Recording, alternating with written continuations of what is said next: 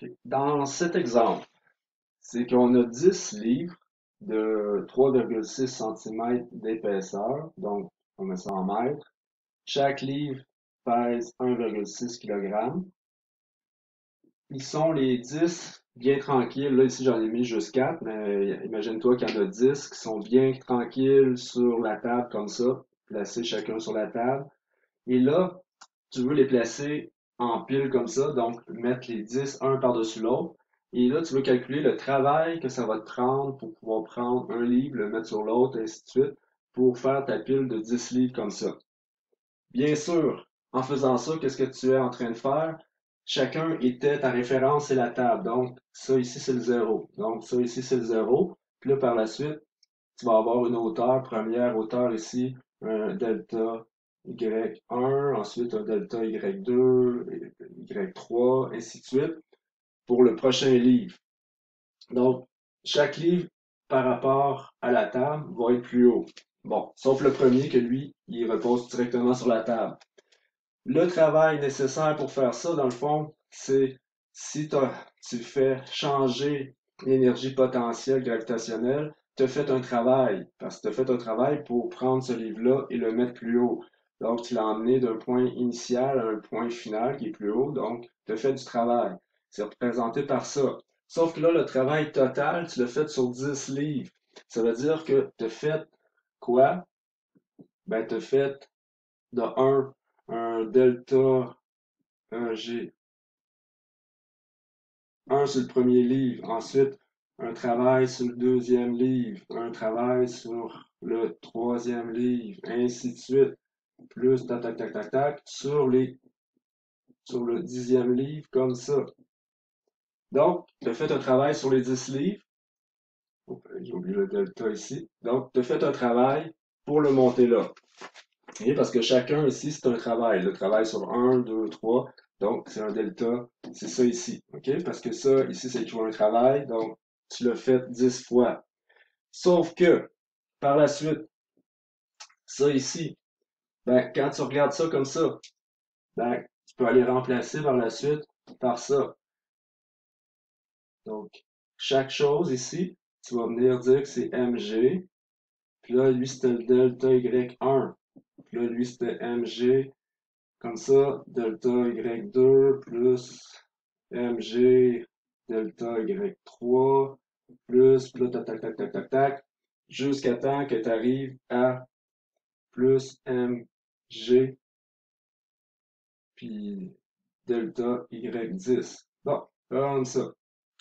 Là, tu as tout remplacé ça.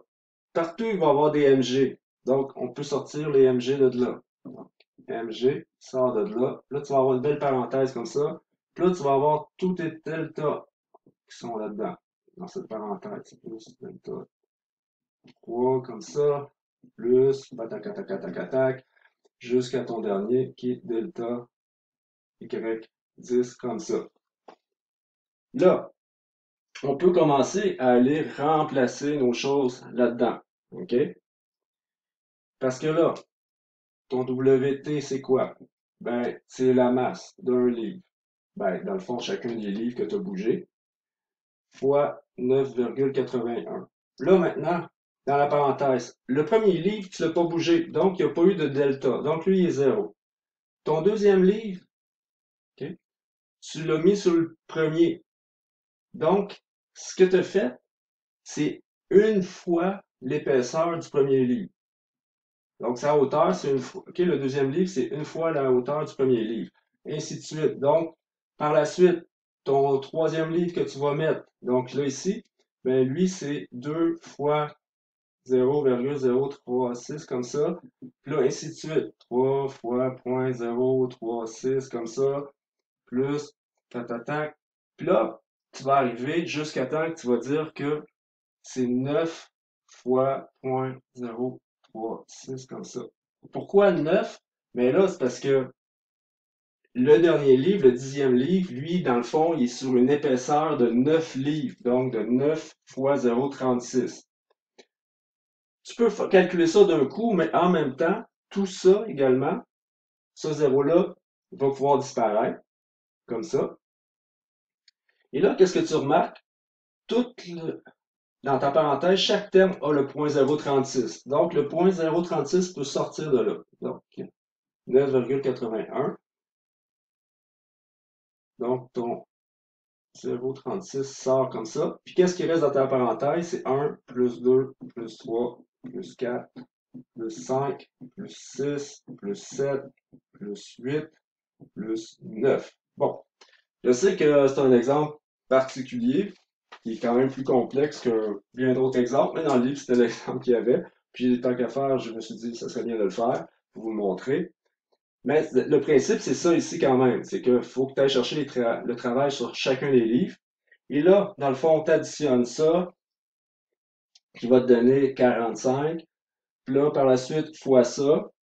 Puis par la suite, fois ça, fois ça. Là, tu vas obtenir que ton travail, ici, va être de 25,43 joules. Là, on voulait savoir le travail pour faire cette belle pile-là, avec les chiffres significatifs, deux chiffres significatifs, 25 joules. Donc, tu vas faire un travail de 25 joules pour empiler les 10 livres un sur l'autre. L'autre question, on te demande, quel travail vas-tu faire pour défaire ta pile? Ben, si ça t'a pris 25 joules pour la faire, ça va te prendre aussi 25 joules pour la défaire. Sauf que là, maintenant, le travail va être négatif parce que tu es en train de défaire. Ça veut dire que tu enlèves de l'énergie potentielle, c'est-à-dire que ton travail va être, dans ce cas-ci, négatif. Alors, dans un cas, pour construire la pile, c'est 25 joules. Pour défaire la pile, ça va être moins 25 joules.